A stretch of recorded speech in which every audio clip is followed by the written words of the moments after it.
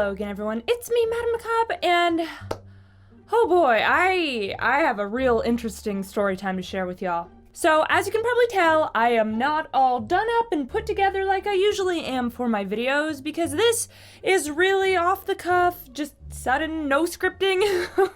This video was not planned, but enough of a crazy thing happened that I figured, you know what? Let's talk about it. You guys might enjoy this one. So, I feel like most of you have had encounters with coincidences. Some of these coincidences can be very specific and interesting, and then there's others where it's like, okay, that's spooky how specific that coincidence is. And then there's what just happened recently to me that I don't even know. I feel like I'm in the butterfly effect here, okay? Whew. Let me give you guys some context. So, as you guys know, I work in the haunting industry this time of year. I do haunted house events and different things. This last weekend, Hexy actually partnered up, Hexy my clown, for those of you who don't know, she partnered up with this group called the Anubis Hearse Club. It's a group of people who own hearses, and they take them and they do shows and events and things with them. Well, Hexy and her brother Grimsley and her friend Tootsie all went to go and do this event. So there's your context. So this last weekend, not this weekend happening, but last weekend, we were down at a place called Marist Farm, so it's a big haunted attraction, and the clowns were out doing photo ops with people in front of the hearses. They were running around the farm, scaring people in line, and just having a general jolly good time. It was something that happened that night that just... I don't even know where to begin with this one. I swear it's weird. So with that context, let me reel it back in now. So, for the farm, I had some bags and things that I brought there, obviously, with all my costumes and things like that. I got back the night after doing that event, and I just kind of left the stuff be. I was exhausted, and I've been super busy, because you guys know that for a lot of us YouTubers, especially us horror YouTubers, October is a very, very busy month, so I didn't even mess with the stuff until literally today. Today as of recording this. And I got into my bag today for the first time because I had time to actually sit down and go through things. And while digging through it, I came across a bundle of keys, like car keys and a bunch of other keys. They were not mine. I had never seen them before in my entire life. They were not any of my friends who were there with me. I'm like, okay, where did these come from? So my first guess was that it was probably someone from in the hearse club, because during the event, me and several other people were keeping our bags locked inside the front seat of one of the hearses. It was pitch dark out there. Like back at the ends where they had the photo op, there's a little bit of light, but at the front of the hearses where the stuff was stored, pitch black to the point where we had to use our phone screens to be able to actually look around. My guess is someone else who was out there, keeping their stuff out there, might have accidentally put their keys in my bag. But it's interesting because I never heard anything in our group chat. I never heard anything on the page. No one ever mentioned anything about having lost keys. So, I'm like, okay. But anyway, just to cover my bases, I reached out to my contact in the hearse club and asked him, hey, is anyone missing any keys? I found these, and I sent him a picture. And comes back, no, none of us are missing keys. Okay, cool. Where did these keys come from? Okay, don't worry. I'll ask the haunt, and I'll see if any of them are missing keys. I don't know how it could have gotten in my purse while it was sitting locked inside a hearse the whole time, but, sure, ask away. No one at the haunt is missing keys. Where did these come from? Did they just materialize into my bag? I'm very confused. So some more time passes, and he gets back to me and says that the haunt got back to him.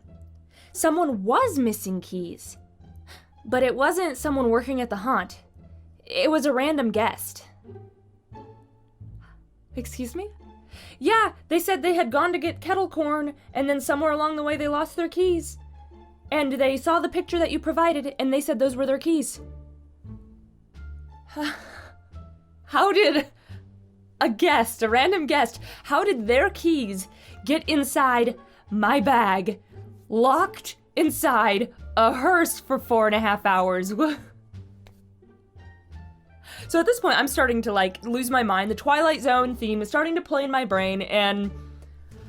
Okay, well, I'm glad we found who they belong to, but how the hell did they get there? Like, the hearse was closed. They couldn't get into it. They couldn't get to the bag, and why would they put their own keys that apparently they had people sweeping the place for, looking for them? So why would they do that? Okay, why would any of this happen? I'm so confused. Well, after chatting with my friend from the Hearse Club for a while and discussing how the heck this could happen, we think we might have cracked the code and figured out how this happened. Doesn't make it any less weird, doesn't make it any less woo-woo Twilight Zone-y, but at least it gives us some answers. See, as I mentioned, the guest had gone to get kettle corn. Now, for the layout of the place, you have the hearses lined up here, and behind them, you have the kettle corn stand. And in front of them, you have the path that leads to both the haunted house line and the front side of the farm where you can get out to the parking lots. So, the guest went to go get kettle corn, and then they were going to do an attraction and then leave the park. What we assume happened is they got their kettle corn, they stopped and they took pictures with the hearses, so they stopped there. Somewhere along the line, the guest dropped their keys in the gravel next to one of the hearses. And then, without noticing that they dropped it to stop and pick them up, they went off, did the attraction, and then went to go and leave the park. Now this is where it continues to snowball into weird coincidences. Because shortly, like directly after that, I come, hopping along. I'm tired, I want some caffeine, I need coffee, me and the other clowns. We could use some espresso from the little stand, and a couple of the Hearse Club people wanted it too, and we were gonna do a coffee run. But I needed to get my money card out of my bag in order to go purchase the goods and services. So I need the owner of the hearse that I've got my stuff in to come open the hearse. Now, again, as I mentioned before, it is crazy pitch black dark at the end where our bags are. Again, it's lit at the end of the hearse with the photo op, but back at the very front, pitch dark, you can hardly see anything. Got our phones out, literally, so we can use the light from the screen as a flashlight to make sure we're grabbing the right bag. Well, I'm wearing these slippery clown gloves. I grab my purse, but I don't get a very good grip on it, so I start to drop it. But I catch it, but sideways, kind of tilting down. So, of course, just my luck, a whole bunch of crap comes tumbling out of my purse and into the gravel below. So I'm scrambling to try and pick it up. People are helping use their phone light so I can search for my things. I get a handful of them, I open my bag, and I start dropping things in. And then the owner of the hearse goes, wait, Katie, you dropped your keys too. And again, pitch dark, I can't see crap, especially because I got some crazy contact lenses in, which make my vision even worse. It's dark, I can't see anything, my purse just spilled open and exploded all over the floor, my things are everywhere. I'm not gonna question when they go, here's your keys, just, oh my god, thank you. That would've sucked to lose. So I throw them in with the rest of the crap in my bag, and then I throw the bag back in the hearse after getting my money card. Well, in hindsight, I don't remember hearing the clatter of metal keys hitting the gravel. It's not something that registered at the time because I was so flustered and, dropping things everywhere, but I think that is how the keys got into my bag. Literally, the coincidence of they had to fall in the exact place where when I got my purse out, my purse spilled on top of it. Of all the places in the entire farm, this huge property, of all the places where those keys could have fallen, it was right next to the side door of the hearse where all my crap fell. In the dark, where I couldn't distinguish them from anything else. How? I want to know how. Fortunately, since, someone was looking for these, we were able to find who they are and get a number to contact them with. I went ahead and called the number, and I got through to a woman, and I was able to explain the whole situation, and she was just as, I mean, thank goodness you found them, and thank you for letting me know so I can get them back. That's nuts. I'm like, yeah, you're telling me. That's a little bit Twilight Zone. But so, it's good. We found her. But things just got weirder. So when I was explaining who I was, that I was someone working with the Hearst Club, that I was out clowning and doing photos, she was like, wait, the clowns, I remember those. Which one were you? Oh, I was the blue-haired one. You're the one that gave my son a pep talk.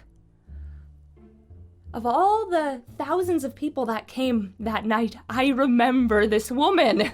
See, I have a personal policy when it comes to kids at haunted attractions. If they are just scared and screaming, but like still in good spirits, I'll still go after them like I would an adult. But if they are sobbing and like ready to become actually traumatized, I will not pursue to continue scaring them. If they are on the verge of having actual emotional trauma, I am gonna give them a little bit of a pep talk and help them calm down. And that's what I had to do for this sweet little boy. He was crying and screaming and backing into his parents and shaking and trying to curl in on himself. So, Hexie had to crouch down, offer him her hand, and explain to him that there's lots of very scary things at this place, but what he needs to remember is that it's all for fun. No one there is ever allowed to hurt him. It's all just to give him spooks like a scary movie, and that he's never in any real danger. And, he squeezed her hand, and he kind of smiled and he sniffled, and, the little guy, he was brave. He sucked it up, and he made it through the rest of the night without any tears, because I saw him multiple times, and he wasn't crying, so it worked. But, of all the people, like, it could have easily been any one of the thousands of people there that, like, I don't remember or I didn't even see. But of all the people, it's the mother of this little child. I'm telling you what, it's gotta be because we're close to good old Samhain. It's gotta be that Halloween spooky magic, baby, because this isn't normal. I don't know. But, it doesn't even end there. The coincidences keep going. Okay, so I'm talking to her. I figure out who she is. Oh my god, I remember you. Talking, and then, okay, how are we gonna get the keys back to you? So we're talking, trying to figure out how to work off the key handoff, because we're both doing different things, busy doing all these things, and since she lives, a fair distance away, we gotta try and coordinate that. Funny enough, I mention where I live, and she pauses. It goes, wait, for real? My boyfriend lives there, and I'm literally planning on going to visit him there tonight. Would it be alright if I just pick them up while I'm in town?